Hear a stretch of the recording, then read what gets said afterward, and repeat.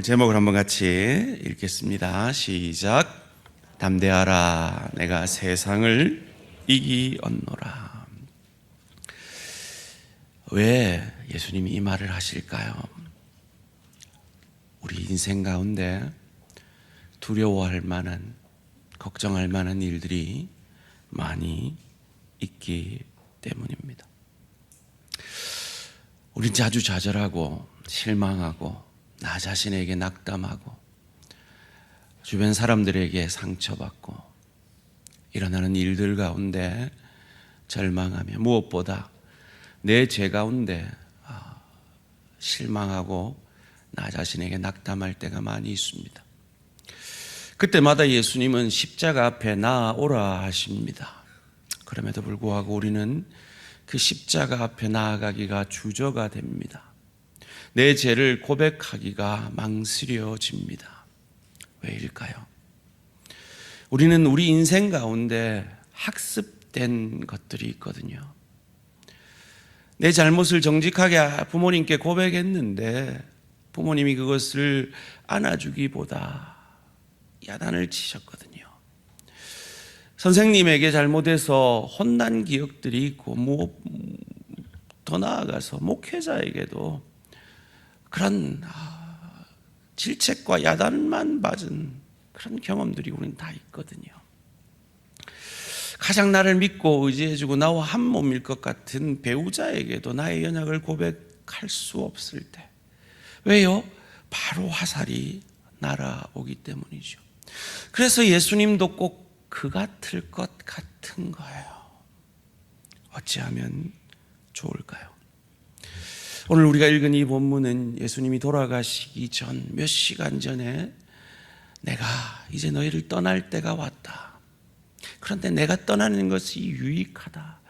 내가 너희를 떠나고 나면, 승천하고 나면 너희에게 성령님이 오실 것이기 때문이다 라고 말씀하시면서 그 성령이 오시면 하실 일에 대해서 오늘 본문 14절이 이렇게 말합니다. 그가 내 영광을, 예수님의 영광을 나타내리니 내 것을 가지고 너희에게 알리시겠음이라. 이것을 원문에 가깝게 번역하면 이 호티라는 이 접속사가 생략됐다 그랬죠. 그래서 이것을 번역하면 보혜사 성령은 나를 영광되게 하실 것이다. 왜냐하면 그가 나의 것을 받아서 나의 것으로 너희에게 알려주실 것이기 때문입니다. 나를 영광스럽게 할 나의 것이 무엇입니까? 우리는 하나님께 영광 돌린다 합니다. 하나님은 어떨 때 영광을 받으시는 것일까요? 성령께서 어떻게 예수님을 영광되게 하실 것일까요? 이 영광이라는 단어는 독사라는 단어입니다. 여기 복잡하게 설명이 되어 있는데요, 한마디로 얘기하면 뭐처럼 보인다는 거예요. 뭐처럼 보이는 거예요? 이 독사라는 단어의 히브리어 카보드라는 단어가 하나님의 영광을 얘기하는 거예요. 한마디로 얘기하면 예수님의 영광은 그를 통하여서 하나님을 보는 거예요. 하나님 가운데 있는 그 성품과 능력이 드러나게 되는 그 상태를 예수님의 영광이라 하는 것입니다. 그런데 그 하나님의 성품과 능력이 어떻게 드러났습니까? 이제 곧 있을 예수님의 영광이 무엇입니까? 그건 십자가 죽음입니다. 그런데 그 십자가 죽음 통해서 아버지여, 저들을 용서하여 주시옵소서. 저들은 저들이 하는 일을 알지 못합니다라는 그 고백 가운데 예수님은 하나님의 성품을 드러내신 거죠. 하나님의 용서의 능력을 드러내심으로 그 하나님의, 그 예수님의 영광이 나타나게 된 것입니다. 그것을 우리는 이방인 백부장을 통해서 확인할 수가 있죠. 이방인 그 백부장이 마가복음 15장 39절에서 이렇게 고백합니다. 함께 읽겠습니다. 시작. 예수를 향하여 섰던 백부장이 그렇게 숨지심을 보고 이르되 이 사람은 진실로 하나님의 아들이었도다 하더라.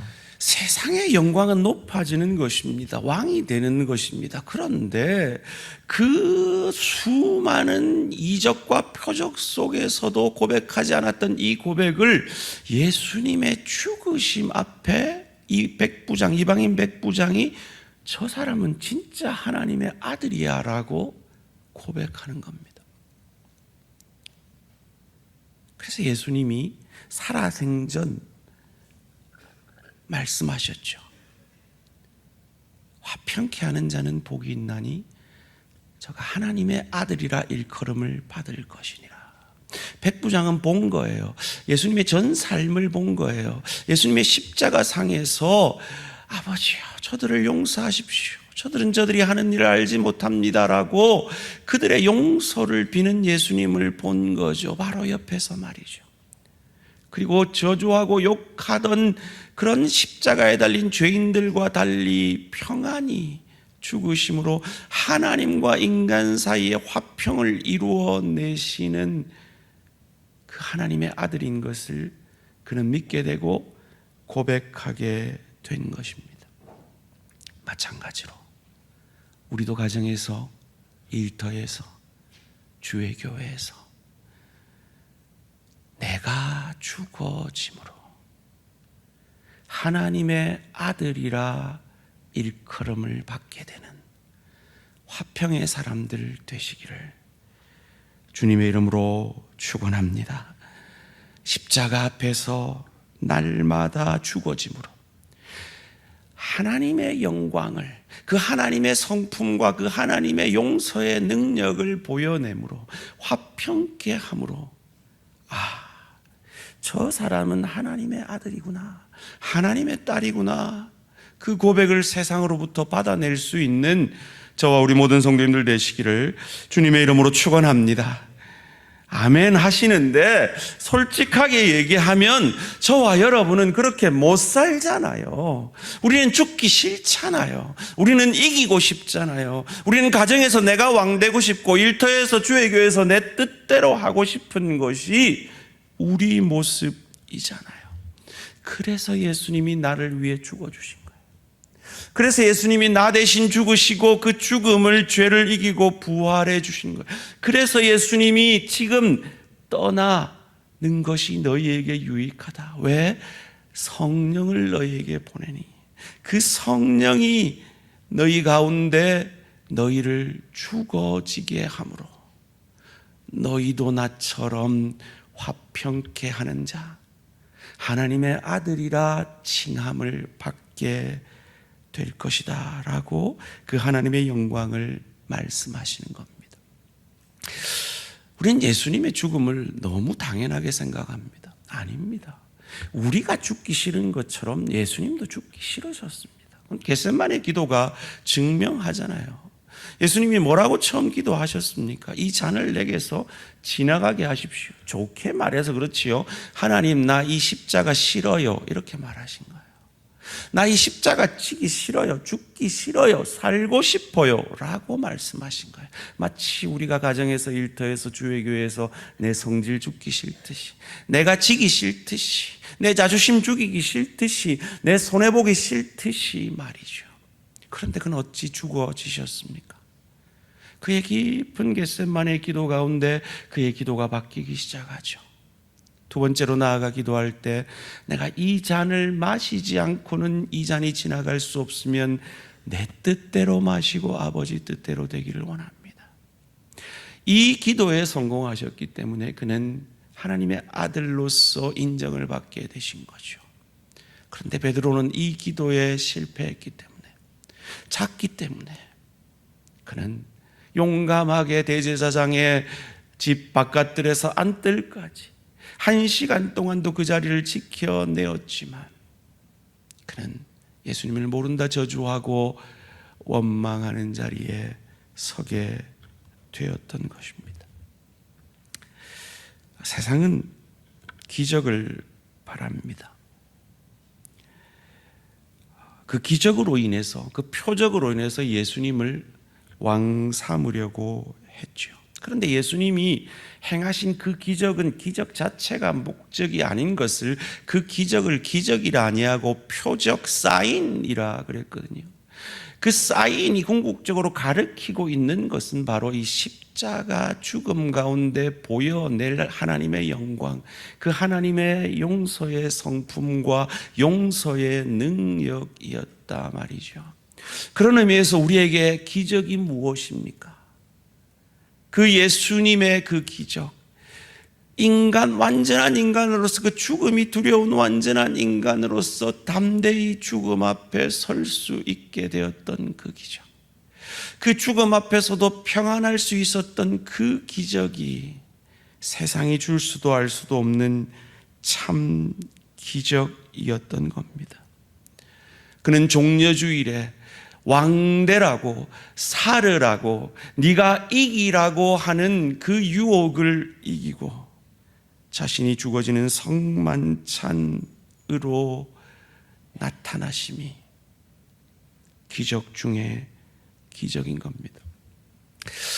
여러분, 안상홍 증인회가 10만 명이고 신천지가 몇십만 명이고 이런 얘기들 들으셨죠? 여러분, 왜 그렇게 그 이단에 그렇게 많이 휩쓸리는지 아세요? 그 이단의 기적이 우리보다 더 많이 일어나는 거예요. 타 종교에도 세상 사람들이 말하는 그 기적이 많이 일어나요. 그런데 그 어떤 종교에도 내가 죽어짐으로 너희를 살린다는 종교는 없습니다. 그것이 바로 참 기적입니다. 성경은 우리가 원하는 것이 놀랍게 이루어지는 그 기적보다 내가 죽어짐으로 내 안에 도저히 맺혀질 수 없는 그 성령의 열매, 사랑과 희락과 화평과 오래 참음과 자비와 양선과 충성과 온유와 절제의 열매가 나도 모르게 나의 죽어짐을 통해서 맺어지는 그것이 가장 큰 기적이라 말합니다. 그래서 그 열매를 맺어내게 하기 위해서 우리 신자의 삶이 고달픈 겁니다. 하나님은 우리에게 풍요의 축복만 주시는 분이 아니라 깊이의 축복을 내리시는 분이기 때문에요. 그 깊이의 축복의 최고봉의 고백이 바로 이 바울의 고백이죠. 여러분 참 좋아하는 고백, 빌립보 4장 13절 함께 읽습니다. 시작. 내게 능력 주신 자 안에서 내가 모든 것을 할 수 있느니라. 아멘이십니까? 근데 이 고백이 내가 원하는 모든 것을 얻겠다는 고백 아니라 그랬죠. 11절 12절이 우리에게 그것을 가르쳐 준다 그랬습니다. 어떤 고백입니까? 내가 궁핍함으로 말하는 것이 아니니라. 어떠한 형편에서든지 나는 자족하기를 배웠노니 나는 비천에 처할 줄도 알고 풍부에 처할 줄도 알아. 모든 일 곧 배부름과 배고픔과 풍부와 궁핍에도 처할 줄 아는 일체의 비결을 배웠노라. 하나님은 이 믿음의 축복을 주시기 위해서 이 감옥에서조차도 모든 것을 할 수 있다라고 고백하며 자족의 믿음을 고백할 수 있는 이 그리스도 예수를 닮아가게 하시기 위해서 우리에게 깊이의 축복, 우리가 원하지 않는 그 시간들을 통해서 그 깊이의 축복의 역사를 이루어가고 계신 겁니다. 그것을 오늘 우리가 읽지는 않았지만 요한복음 16장 20절에서 예수님이 이렇게 말합니다. 내가 진실로 진실로 너희에게 이르노니 너희는 곡하고 애통하겠으나 깊이의 축복을 받겠으나 세상은 기뻐하리라. 너희는 근심하겠으나 너희 근심이 도리어 무엇이 되리라? 기쁨이 되리라. 아멘. 왜 지금 제자들이 근심합니까? 예수님이 지금 떠나신다고 하니까요. 예수님의 부재면 더 이상 세상이 말하는 기적을, 표적을 경험할 수 없게 되는 거죠. 그런데 예수님이 떠나면 누가 오신다고요? 성령님이 오신다고요. 그래서 성령이 내 마음에 오시면 환경은 하나도 변하지 않았어요. 그런데 그 환경을 해석할 수 있는 내가 변함으로 그 근심이 기쁨이 되어지는 거죠. 물론 하나님은 그 환경도 변화시킵니다. 그 환경도 풍요의 축복을 통해 변화시킵니다. 그러나 궁극적으로는 나를 변화시킴으로 그 환경을 해석할 눈을 바꾸어 주시는 겁니다. 그래서 오늘 본문 우리가 읽은 33절이 이렇게 말하잖아요. 함께 읽습니다. 시작. 이것을 너에게 이르는 것은 너희로 내 안에서 평안을 누리게 하려 함이라. 세상에서는 너희가 환난을 당하나 담대하라. 내가 세상을 이겼노라. 계속 띄워주시고요. 우리는 보통 평안을 누리게 하려 함이라 하면 모든 게 잘 된다라고 생각해요. 그런데 예수님 재밌잖아요. 평안을 누리게 하려 함이라 하면 환난을 없애주셔야죠. 그런데 그 다음에 뭐라고 얘기합니까? 너희가 환난을 당하나 너희가 기피의 축복을 받으나 담대하라. 내가 세상을 이기었노라. 우리에게 기피의 축복이 있을 것임을 예언해 주시면서 그 기피의 축복 가운데 우리에게 평안을 누리게 하는 것이 하나님의 약속의 말씀의 기적이라는 겁니다. 그 기피의 축복의 시간을 통해서 근심하는 것이 아니라 그 근심이 기쁨으로 바뀌게 되어지며 그 기쁨이 근심보다 더 커질 것이라고 말합니다. 그것을 참 재미나게도 예수님이요, 장가도 안 가보신 예수님이요, 무엇에 비유를 하는가 하면요, 출산에 비유를 하고 있습니다. 21절 22절 말씀 함께 읽습니다. 시작. 여자가 해산하게 되면 그 때가 이르렀으므로 근심하나 아기를 낳으면 세상에 사람 난 기쁨으로 말미암아 그 고통을 다시 기억하지 아니하느니라. 지금은 너희가 근심하나 내가 다시 너희를 보리니 너희 마음이 기쁠 것이요 너희 기쁨을 빼앗을 자가 없으리라. 아멘. 여기 지금 우리 온유가 앉아 있는데 온유가 7째거든요.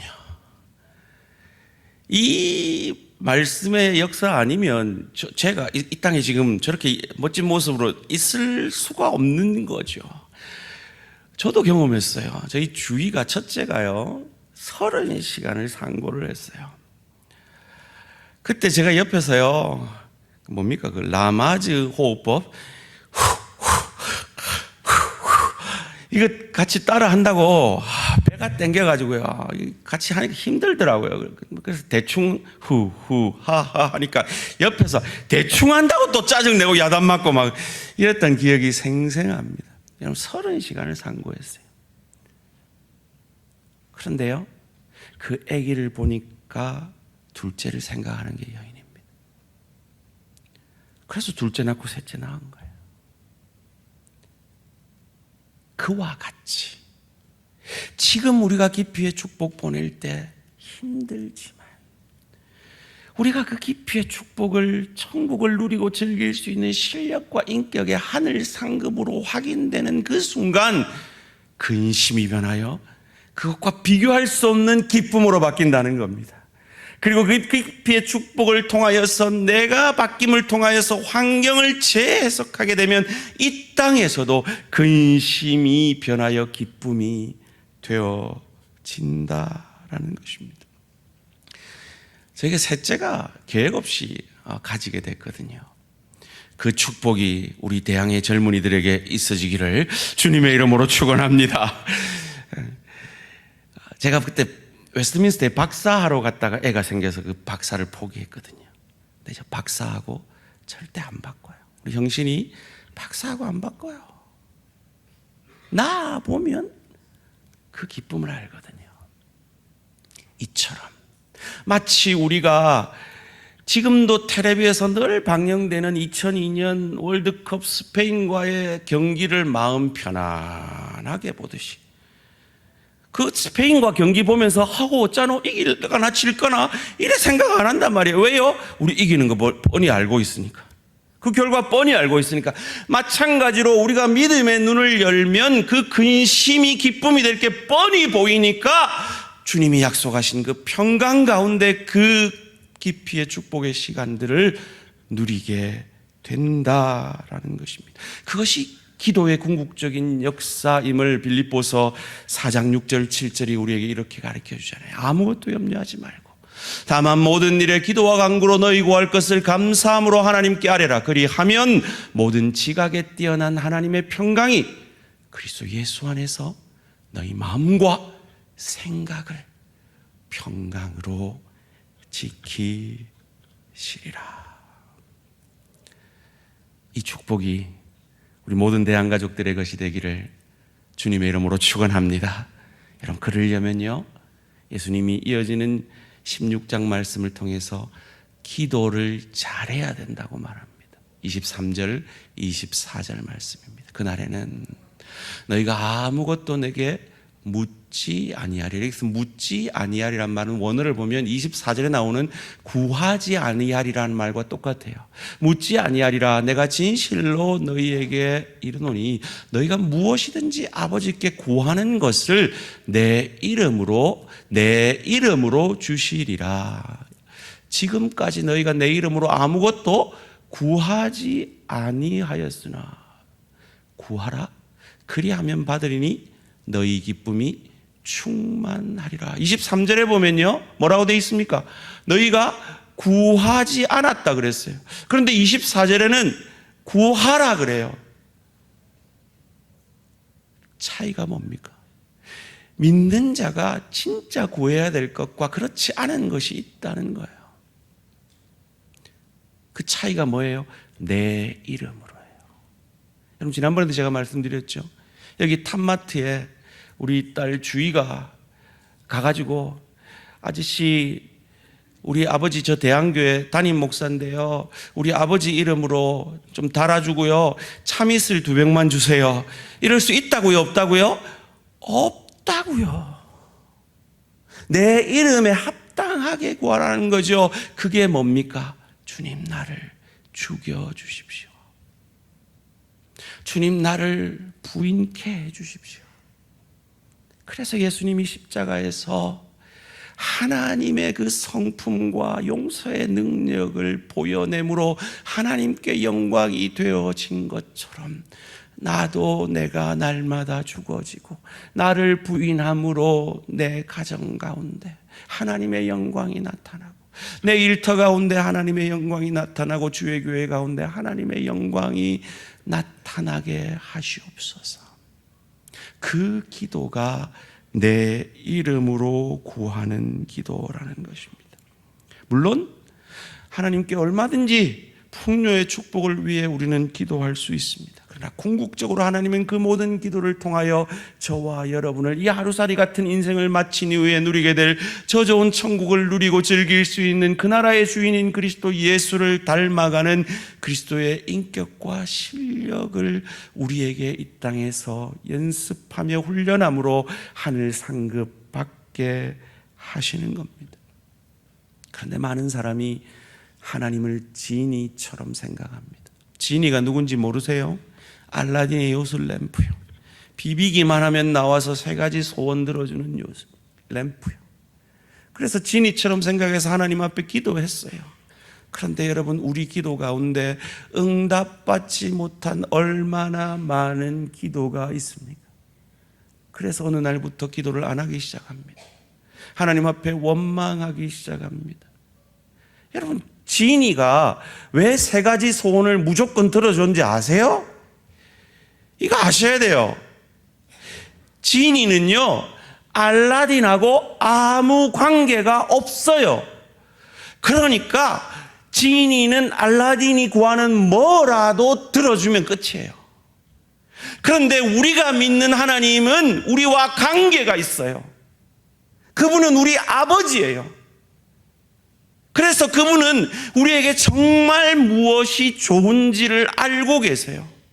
마치 엄마가 어린 자녀에게 무엇이 좋은지 알아서 그래 들어줄게 할 때도 있고 안 돼 그건 나한테 해로워 할 때도 있고 자녀를 훈련시키기 위해 기다려 할 때도 있는 것처럼 말이죠.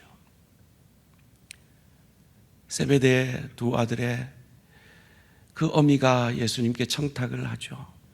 하나님 나라가 임하면 하나는 우에, 하나는 자에, 자의정 우의정 만들어주세요 했을 때 예수님이 뭐라고 얘기하셨습니까?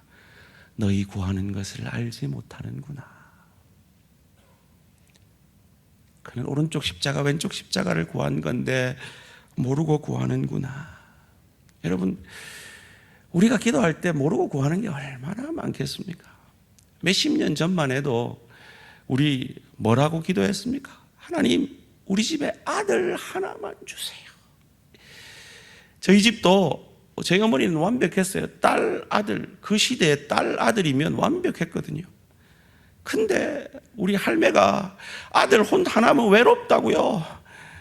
아들 하나 더 달라고 기도하면서 낳아라 해서 3년 뒤에 낳았는데 딸이었어요. 또 낳아라 해서 3년 뒤에 낳았는데 또 딸이었어요. 또 낳아라 했는데 3년 뒤에 낳았는데 또 딸이었어요.